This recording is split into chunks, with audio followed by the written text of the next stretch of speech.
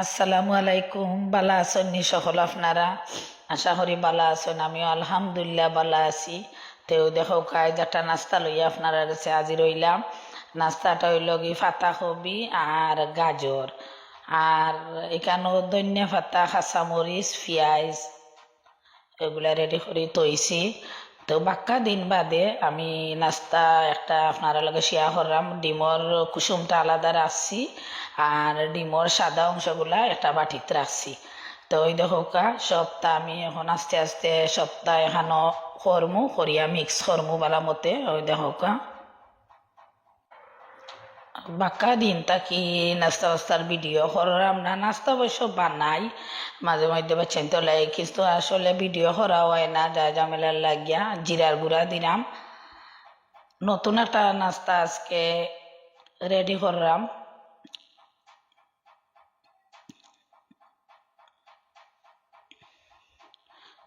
দেখো একটা করে সপ্তাহ দিলাম, আর কর্নফ্লাওয়ার দিলাম। কর্নফ্লাওয়ার একটু বেশি লাগবো, আর কর্নফ্লাওয়ার যদি না থাকতো তে চাউলের গুঁড়া দিলাম নে তোরা।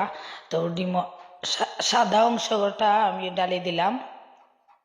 ওই দেখো কখন বালা মতে মাখাইমু, মাখাইয়া এটারে একবারে নরম করিলিমু মাখাইতে মাখাইতে।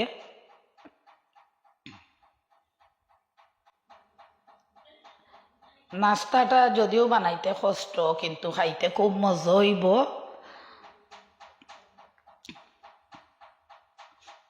দেখো আমি সবগুলারে বালা মতে মাখাইরাম।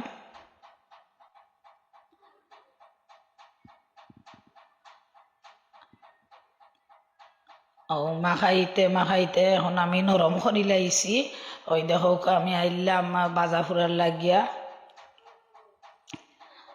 ও এখন ওই দেখো বড়ার মতন করিয়া আমি দিছি, আর মাঝানো একটু সামান্য জায়গা করলাম ও কুসুমটা দিলাইবার লাগি।